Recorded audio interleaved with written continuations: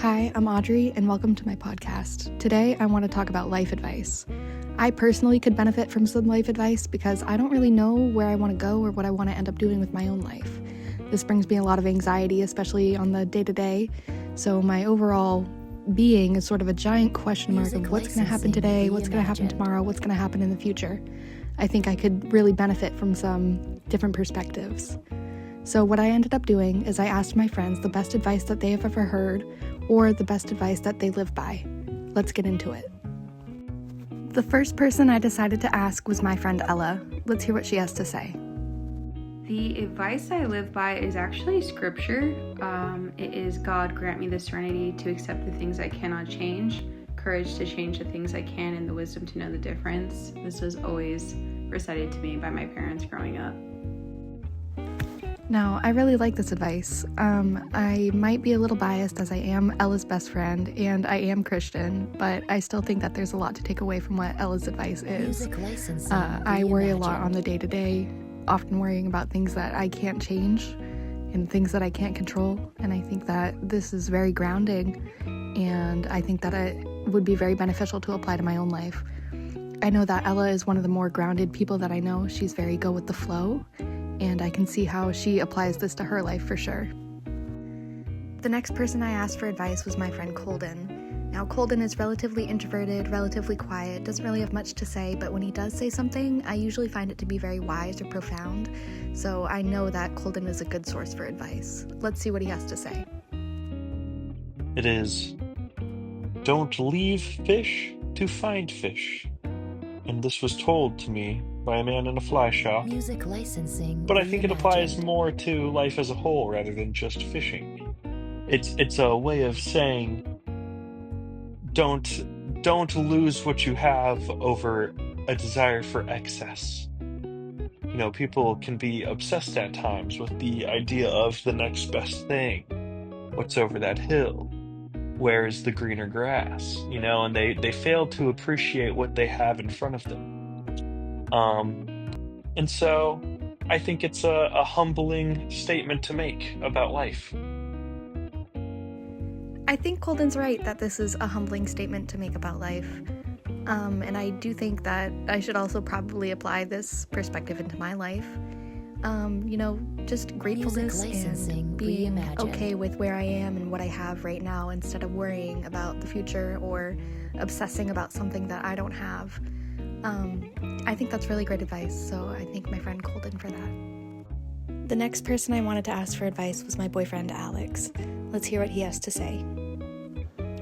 I would say that the best advice I've ever received is that no one cares. I've noticed that a vast majority of people are way more concerned about their own days and what they're doing. And I'm a very socially anxious individual, and I believe that a lot of people were watching my moves and monitoring me at all times. But after I realized that no one really cares, my social anxiety basically disappeared after a couple weeks of realizing that. Even though I don't necessarily struggle with social anxiety, I really do like what Alex said, and I think that I can apply it into my own life. I see how he has applied this into his life outside of social aspects as well.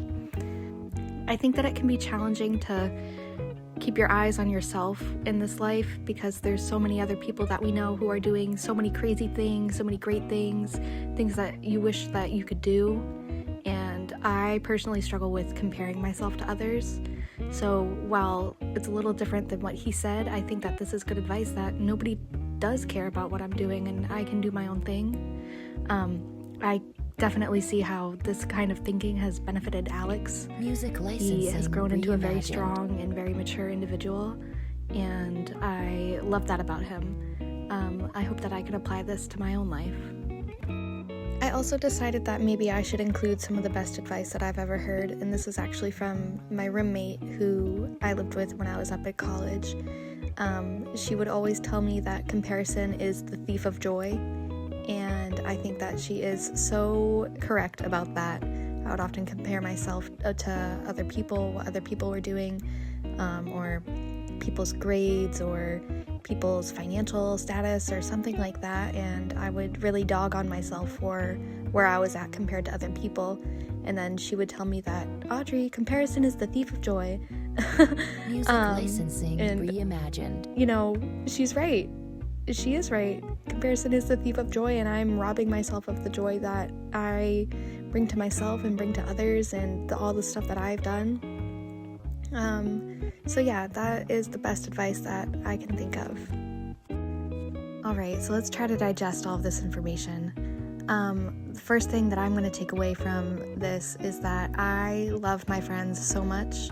I'm a true believer that you are who you surround yourself with, and I think that my friends just are love and light and joy, and that has brought a lot to my life. That's brought a lot of positivity to my own life. But in regards to the advice that everybody has given me, I think the overall theme is to stop worrying so much, which I know is so much easier said than done, and trust me, I struggle with anxiety very deeply. But I think that's what I can take away from this, is that just try not to worry so much. And I know that's so vague, but that is what I do take away from this. So I thank everybody who is listening, and I thank everybody who helped me make this, and I hope that this was helpful for somebody. I know it was helpful for me.